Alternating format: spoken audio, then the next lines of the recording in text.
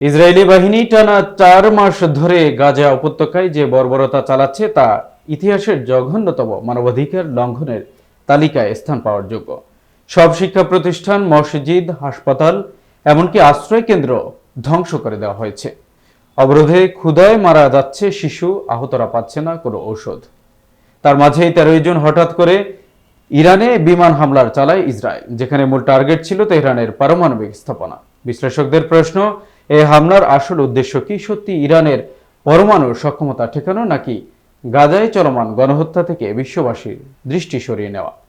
হামলার সময়কালটি বেশ তাৎপর্যপূর্ণ। ঠিক তখনই আন্তর্জাতিক অপরাধ আদালত নেতানিয়াহুর বিরুদ্ধে গ্রেপ্তারি পরোয়ানা জারি করে।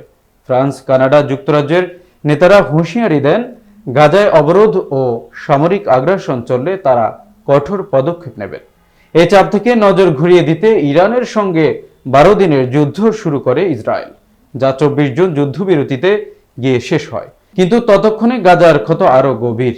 যুদ্ধের মধ্যে ত্রাণ দেওয়ার নামে গাজায় চালু হয় বিতর্কিত এনজিও জিএইচএফ এর তৎপরতা, যার ফলে ফিলিস্তিনিরা ত্রাণ নিতে গিয়ে গুলিতে মারা যাচ্ছেন প্রতিদিন।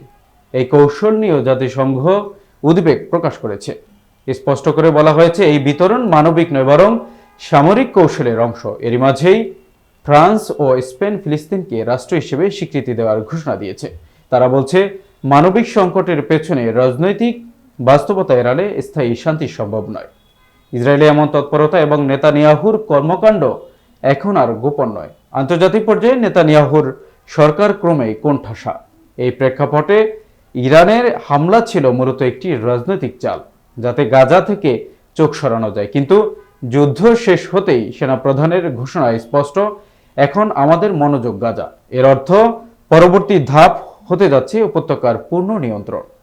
বিশ্লেষক ওরি গোল্ডবার্গের ভাষায়, নেতানিয়াহু জানেন সমর্থন ফুরিয়ে আসছে, তাই গাজা ধ্বংসই এখন তার শেষ অস্ত্র।